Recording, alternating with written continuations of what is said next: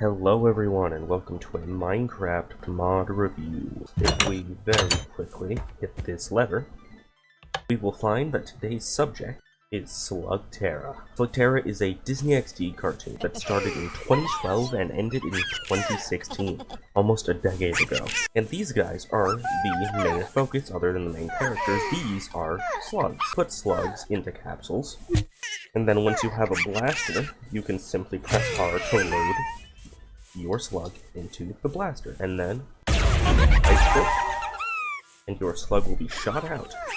Each slug has a different effect, this one being the arachnet, which creates webs. These webs are temporary and will go away in time. With the help of our training dummy here, we will be able to test the damage of each slug. So this and this are both Infernus slugs. They are two variants of the same type of mob. I'll show off each type of blaster as there are a myriad of them in the mod, but I'm going to use this to show off each slug because each blaster operates the exact same. So if we load the first type of Infernus in here and right click, it does about 6 damage, and it does light whatever it hits on fire. This, as you can tell, does affect players and the ground as well. Now if we also test the damage of our friend, so this type of Infernus does seem to do more damage. Our next type of slug is the Aquabeak. The Aquabeak has this sort of water effect and does a buttload of damage with a whopping 10 as compared to the stronger variant of the Infernus. As we saw earlier, the Arachnet. The Arachnet does also do 8 damage on top of the trapping webs. Up next is the Armashelt. A whopping 12 damage, our strongest so far. Next up is Blastabead. Only 6 damage. Up next is Boondock. This is actually a special type of slug in the show with special properties. Boondocks are actually healer slugs. They can even heal the... Stop. They can even heal what are known as ghoul slugs, which are sort of corrupted slugs in the show. They can allow them to be returned to their normal states. As for combat goes, it heals enemies. Ooh, and it has a regenerative over time effect. That's about 19 health. Alright, the healing mist is not an area of effect thing. This will only affect when you directly hit something. Next up is another type of Boondock. I assume this works the same. It does, except this one seems to be worse. Oh! It has a strange effect on me. Next up is the Bubble Slug. When you use this slug, it shoots out a bubble. You can use this bubble for your own transport. Oh, well, it'll also work on others, as seen with our little Infernus friend over there. And slugs don't take any fall damage. But it does also work on yourself if you can aim it properly. Doesn't quite work on our dummy friend as they aren't affected by gravity, but... And next up is the Crystallite Slug. 10 damage. This is actually a great time for me to show off what is in here. This holds your capsules. Next up is Digrix. Next up is Dirt Urchin. Enigmo. Fandango. The Floringo. Floringo is a different type of fire slug. Flatulorhynchus, aka the fart slug. This one has a sort of poison, damage over time sort of effect. Next up is Flopper. These guys are notable for not transforming. Oh, look at him. These guys aren't very good for combat purposes. And next up is Forge Smelter.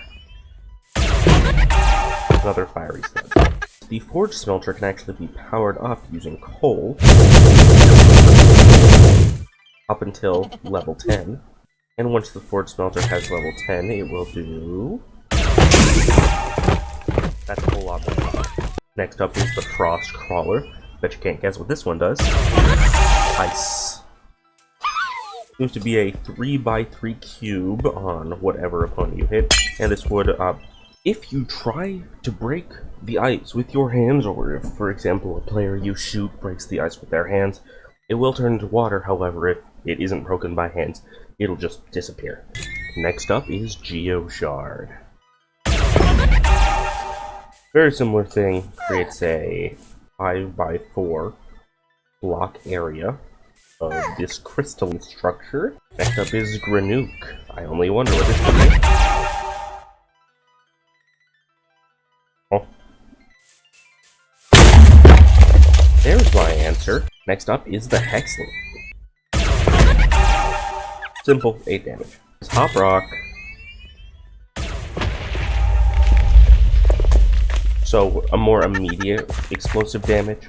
Next up is the Hoverbug. So, similar to our bubble-based friend, grabs onto something, brings it into the air. Next up is the Hypnogriff.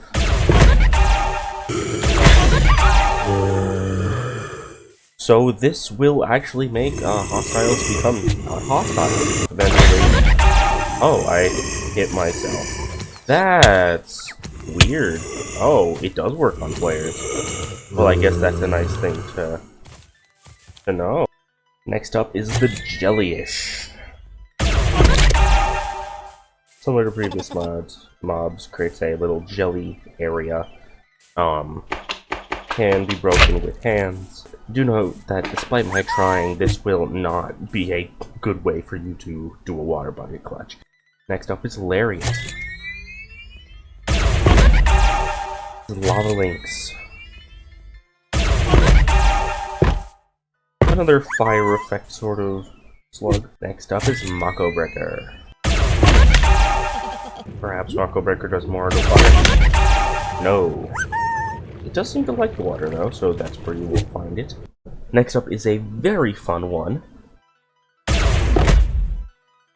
This slug creates an inky black cloud that makes it very hard to see. It also makes players invisible. Next up is the Neotox. Another poison effect slug. That also makes you blinded in its radius. Oh my. That is a dangerous one. On to the Phosphoro.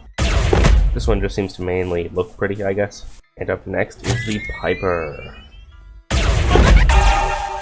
Next up is Polero. As seen, this will wrap around your enemy, constricting them. Next up is Ramstone. Whole lot of damage. Up next is the Sand Angler.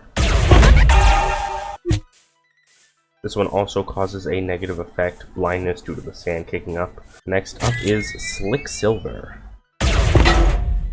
Pretty good damage. Slyrin. This one assumably has the negative effect of putting enemies to sleep. Next up is the Speed Stinger. A very fast ricocheting slug. For example, as seen, it will ricochet and it can go pretty far. So, thankfully all slugs are your pets, so they will teleport to you as long as you get close enough to them. But, you know, I assume this can be very hard to lose in the overworld. Next up is one of my favorites, the Taserling. This inflicts all sorts of effects like blindness. It evidently turns your enemies, shakes them. On to our last few slugs. First up, the Thuglet. Pretty solid damage. Next up, the Tornado. This one creates a tomato. This one creates a tornado. Next up, the Vines. Vines constrict, possibly better than our magnetic buddies from earlier. And last up, the X-Mitter. I have filled up almost 3 of these, not including this Infernus or the other one, into these capsules.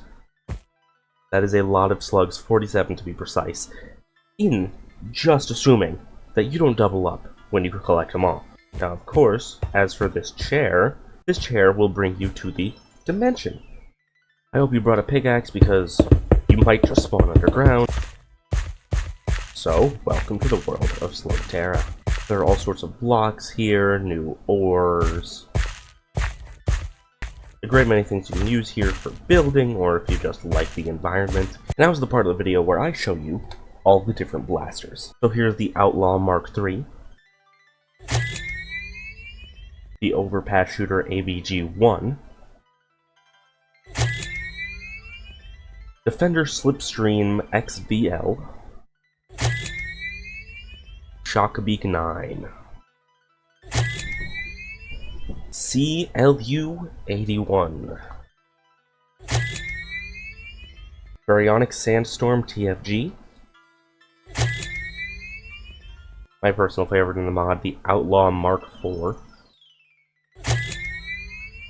The Slick Mud 101. The Thugshot 6. The Spectro Wisp. And the Flash Stinger TX8. The mod also has a myriad of food options for you to choose from. For example, the barley cake can be made from barley trees, Dino Rat Tail, Dino Rat, Crawler Claw, Neon Pie. Here is a Dino Rat. Here is a Cavern of Crawler. But these following mobs can only be obtained in creative and are actually from a separate mod that is meant to be used in tandem with this one. And this mod introduces the vehicles from Slugterra. So far the mod has 5 vehicles, 2 of which are reskins. Eli Shane's mech dog vehicle thing has 5 hearts and goes this fast. Donkeys also have 5 hearts, seem to go about the same speed, and the bulls also the same. They're all equivalent, just with size and aura differences. Also to keep in mind, they cannot move left or right using the arrow keys. You have to physically turn your camera to turn the vehicle. So what would I rate these mods? Well, as for the main Legends of Slugterra mod, link in the description, I would rate that a solid 8.5 to 9 out of 10. Very solid mod, lots of options, whole new dimension, plenty of blocks to use. All around a fun experience that I would recommend playing with friends, especially due to the PvP elements you can use the slugs for. As for the vehicles, it is somewhat disappointing they cannot be crafted in survival, but if you're willing to do a little bit of cheating to give them to yourselves, I believe they add to the experience in a fun and useful way to traverse the underground lands of the Slugterra dimension. But that is all for this review. If you'd like to support and possibly see more interesting reviews for mods you would like to play, hit like, hit subscribe, smash the bell, leave a comment for what mods you think that you would like some in-depth explanation on that you don't quite understand. That's been all for me. I've been Eris, and do not forget to like and subscribe!